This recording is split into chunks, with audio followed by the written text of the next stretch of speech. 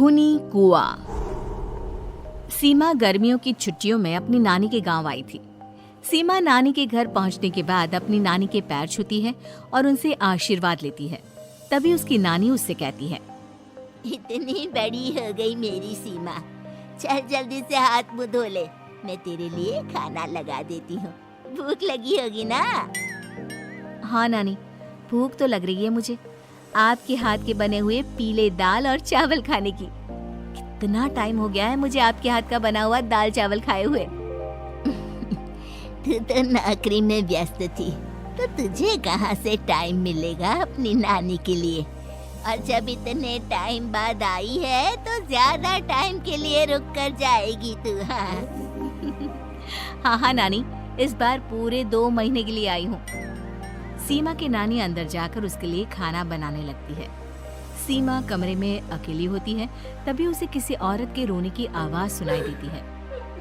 वो कभी खिड़की से बाहर झांकती है तो कभी दरवाजे से बाहर झांकती है। उसे समझ में नहीं आ रहा होता है कि आखिर रो कौन रहा है। तभी नानी खाना लेकर आ जाती है। वो अपनी नानी से कहती है, नानी, कोई औरत रो रही है क्या? मैं जब से यहाँ आई हूँ तब से मुझे यहाँ किसी औरत की रोने की आवाज आ रही है। हे भगवान, कहीं ये वही तो नहीं? बोलो ना नानी। अरे कोई नहीं रो रहा, ये तेरे मन का वहम है। और तू ना अब खाना खा ले, ज्यादा यहाँ वहाँ की बातों में ध्यान मत दिया कर।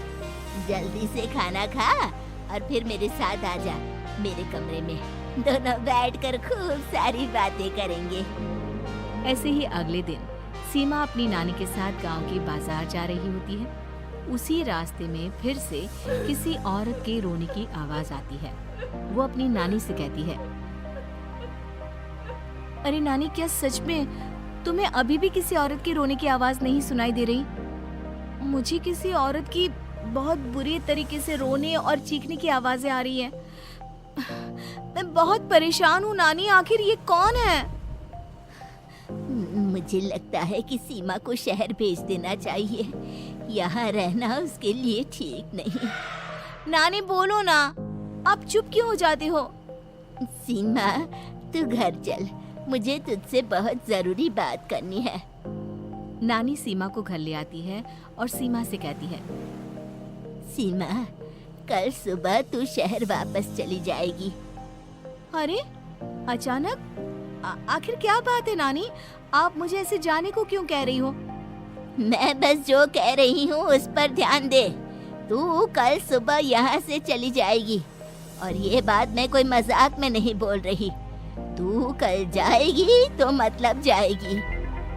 अरे नानी, चली जाऊंगी मैं, ठीक है, पर आखिर बात क्या है ये तो बता दो। मम्मी से कोई बात हुई है या फिर मुझसे कोई गलती हुई है जो तुम मुझे अचानक से जाने के लिए बोल रही हो? देख सीमा, रात बहुत हो चुकी है और मुझे इस बारे में कोई बात नहीं करनी। चल, अब चल के मेरे साथ सो जा।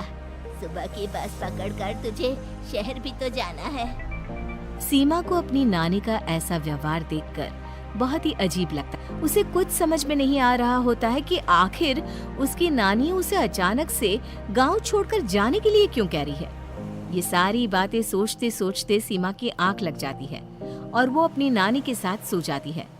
ऐसे ही आधी रात को सीमा को फिर से किसी औरत की रोने की आवाज सुनाई देती है।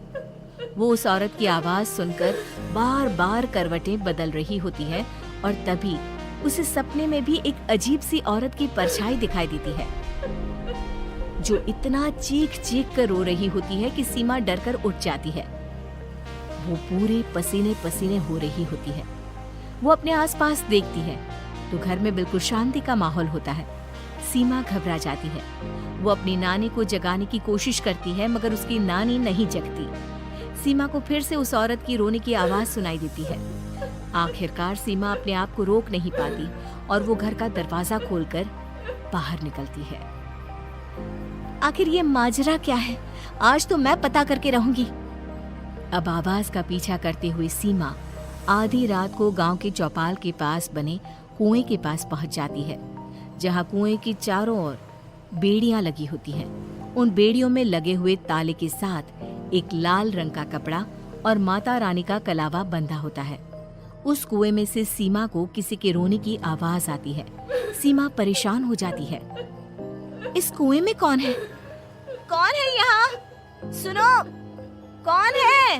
कौन रो रहा है? वो चिल्ला चिल्ला कर पूछती है और साथ ही लोगों को जगाने की कोशिश करती है, मगर किसी को भी उसकी आवाज सुनाई नहीं देती।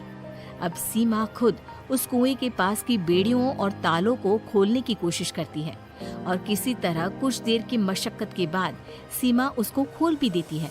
और जैसे ही वो कुआं खोलकर उसके अंदर झांकती है, सीमा उस कुएं में गिर जाती है। इतने में उसकी नानी की नींद भी खुल जाती है और सीमा को पास ना देखकर नानी परेशान हो जाती है। नानी घबराकर पूरे घर में उसे ढूंढने की कोशिश करती है, जिसके बाद उसकी नानी और सभी लोग उस खूनी कुएं के पास जाते हैं और सीमा की नानी कुएं के पास खड़ी होती है। सभी गांव वालों और सीमा की नानी को सीमा के चिल्लाने की आवाज आती है। बचाओ, कोई मुझे बचाओ। मेरी बच्ची, हम आ गए, हम तुझे बचा लेंगे। नानी, मुझे यहाँ बहुत डर लग रहा है। यहाँ इंसान की कटी हुई मुंडिया, हाथ, पैर और कंकाल है और खून भी है। नानी, मुझे डर लग रहा है। आप सब मेरी मदद कीजिए, नहीं तो ये खूनी कुआं मेरी बच्ची को भी खा जाएगा। अरे मुझे तो ये समझ में नहीं आ रहा कि आखिर इस खूनी कुएं को खोला किसने। सालों पहले इसको इतनी मुश्किलों के बाद तांत्रिक बाबा ने बंद किया था। अरे पूरा गांव खूनी कुएं के बारे में अच्छे से जानता है, तो कोई भी जानबूझकर तो ऐसा करेगा नहीं। मतलब किसी ने अनजाने में इसे खोल दिया है भैया। सीमा को इस बारे में मालूम नहीं था और जब से वो यहाँ आई थी तभी से उसे किसी औरत के रोने की आवाजें भी सुनाई दे रही थी। कहीं सीमा ने ही तो उसे नहीं खोला। अगर ऐसा है तो फिर सीमा का बचना बहुत मुश्किल है। वहीं कुएं के अंदर सीमा रोते हुए बैठी होती है कि उसे आवाज सुनाई देती है जो कुएं के बाहर खड़े गांव वालों में से किसी को सुनाई नहीं देता। आज सालों के बाद मुझे ताजा खून मिलेगा। तेरा खून पीकर आज मैं अपनी प्यास बुझाऊंगा।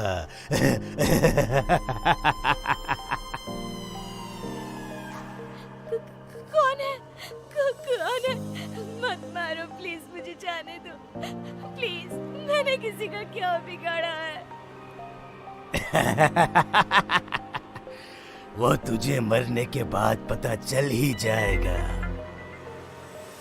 जितने में गांव वाले और सीमा की नानी कुछ सोच पाते, उतने में उन्हें सीमा के चिल्लाने की आवाज आती है और अगले ही पल सब शांत हो जाता है। क्या हुआ? सीमा, मेरी बेटी। माफ करना बहन, लेकिन अब सीमा वापस नहीं आएगी। हमें एक बार फिर से कुएं को बंद करना होगा। गांव वाले तभी तांत्रिक को बुला कर लाते हैं। एक बार फिर अपनी शक्ति से तांत्रिक बाबा उस कुएं को हमेशा हमेशा के लिए बंद कर देते हैं और वहां एक बोर्ड लगा दिया जाता है कि यहाँ आना मना है।